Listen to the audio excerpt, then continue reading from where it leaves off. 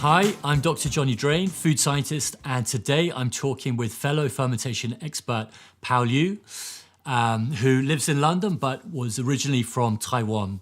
How are you doing, Pao? Hi, I'm good. How are you, Johnny? Very good, thanks. So, you're originally from Taiwan. Can you tell us a little bit about Taiwanese food and how umami fits into that? I think from very little age, from very young age, we snack on the umami-rich food like seaweeds, like dry squid, like stripped tofu, dry tofu. We use lots of dried mushrooms, dry seaweed, dry little prawns. I think because the Taiwan is very humid place, so lot of ferment doesn't last that long. So they sometimes lot of ferment vegetable and then dry it like a mustard green. So they have three type of mustard green. One is pickled mustard green, so you a lot of ferment and then you keep in the fridge and you cook it and then you eat it. And then the next one will be dried for a certain time, and then the other one is dried for longer. So it's all like the salt all crystallized and they wrap it all up, or they sometimes put inside a bottle. So squeeze everything inside a bottle and then keep it upside down. So in that case, the water will drip out. So you Okay. keep it for longer. It's very interesting. Amazing. and yeah. So what I'm hearing is that for you as a kid, you were surrounded by these sources of very umami rich ingredients that were just commonplace.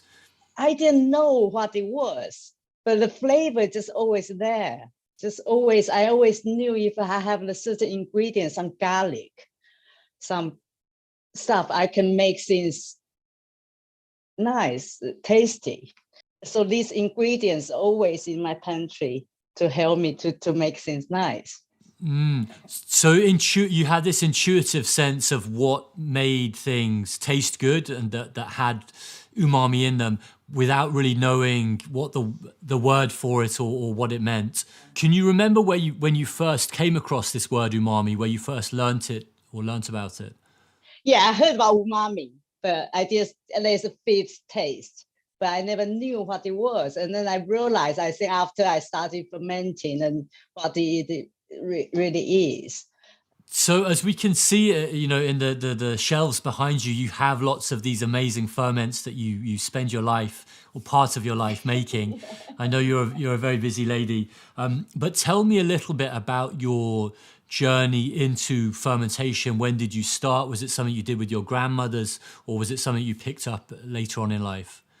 Yeah, I think I actually did one ferment, one pao chai with my granddad when I was about 9, but that was it. And no one was doing it. We were from the city and my parents didn't know anything about it, but we just buy it. And then I think I started after I had the kids, and I was diagnosed as diabetes when I was quite young, like 37. So I started to look into making them myself and then realized how easy that was. And then I remembered that I made it with my granddad once. So yeah, once you start, you can't stop. We live in a world now where most people or people who are into food will know what umami is roughly, when they think about umami, they might think, okay, cheese or meat, those classic things, or mushrooms or seaweed. But actually, cabbages contain a lot of umami as well. Yeah, definitely. I think, especially now, I love, dehydrate my oat ferment because, after when you dehydrate them, oh my God, it's so good. The umami flavor is just it's so much, so intense. So tell me about some of the other things. I've known you and your work for a while now, and I know the many delicious things that you make. But tell the people who are watching some of the things that you make in your workshop. Yes. At the moment, I've been doing it for a while. This tofu roux. So this tofu roux is fermented tofu, And there's quite a few ways of making. And then one of the easiest way, which in Taiwan, like some family does like every year, and you just kind of pack tofu, dried salted tofu with some spice and the koji. And then you heard the koji, wow, when you started, it's always miso, it's always very Japanese. And you didn't realize we had it too around home, like soya sauce. Taiwanese soya sauce is traditionally made out of black beans, and rather than soybean with wheat. So it's very interesting. And now, so that is food of umami. So you can use the tofu. So it becomes really creamy. It's almost like cheese. So Pao, here I've got some fulu, so some fermented dried tofu, very similar to the one you're describing, and it's a real umami bomb. So you have that dense, fudgy tofu, you have the chili, and it's salty, but the way it coats your mouth and the depth and complexity of the flavor is incredible. And all of that umami is coming from the fact that of course, the tofu starts off with lots of protein that then gets broken down into various amino acids. It's quite a magic. I mean, based on those ingredients and with the koji and the salt and the tofu, which is already this store of protein. Yeah. And then another way of making is growing the mold direct on the tofu, like in China. So they do that wild growing the mold. It's really cool. But this way is just very local Taiwanese people do it at home. But it just takes so long to make, because you first have to dry the tofu, you salt it and dry it, and then you have to wash the salt away and dry again and then pack. So it's a long process. I bring you a jar. Amazing. I would love to try it. You know, when you're making these ferments, are you thinking about it when you start the ferments? Like, okay, how umami is this going to be? Of course, there's always back my mind. I'm thinking, okay, I need to add a bit more protein in this miso, this garum or whatever, and to top out the umami. And so I know you sell your produce at various food markets in London. So you actually talk to a lot of people who may not have tried sort of pickles or things like garums and misos, and probably you're educating people, right? You're a food educator, I would say. Do you talk about the idea of umami, and do people understand what you're talking about when you explain it? Yeah, I think I've been doing it for 4 years. At the beginning, I couldn't really. It's really difficult to even make people to try it. People say, "Oh, I just brush my teeth." But now I think, of course, I think people has more of understanding of the fermentation, what it to do to you, and then how good it is for you. And then at the beginning, people just want kimchi because it's Korean for starters. People love it. Because there's so many different taste of kimchi, I think, in the market, and they are very different. When they find the one they like, they just buy the same thing. And now I'm very happy to introduce more flavor. And when you talk to these chefs these days, do they know about fermentation? Do they know about umami, or is this something that they're not so familiar with?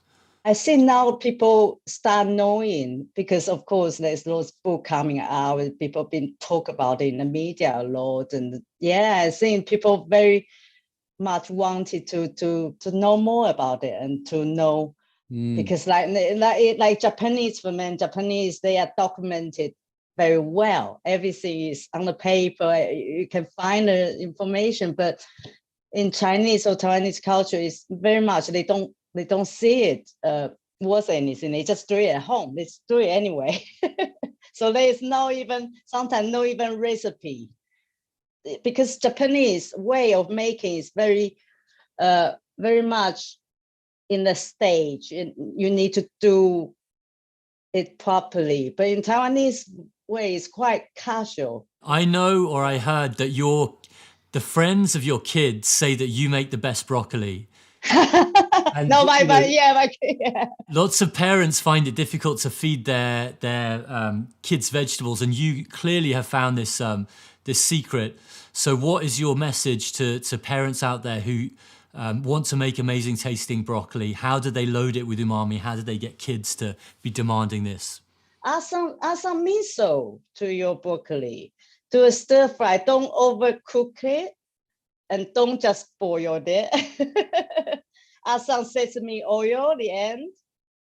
Use some garlic, some soy sauce, some fish sauce. Don't think it's too strong. Eat together. Eating is a family thing. It don't do kids meal eat first and then parents eat second. There's no kids meal to start with, because you probably already eating very nice things, but you don't let the kids eat it. Probably, yeah. Eat together, and then Okay. don't make it as a big thing. It's a family meal. You have it every day together. I think that's always, for me, it's important. So when they were little, young age, we eat always together. Wonderful. So that's your secret recipe for getting kids to eat their vegetables. There's going to be a lot of parents watching this who will be very thankful for your advice, which is, if I can summarize it, basically add lots of umami-rich ingredients and don't overcook your broccoli. Definitely. Do you think that if people could learn more about umami, what it is, where it comes from, then that would be beneficial for people cooking at home, people cooking for their family? Maybe if people know about it, people would try it more.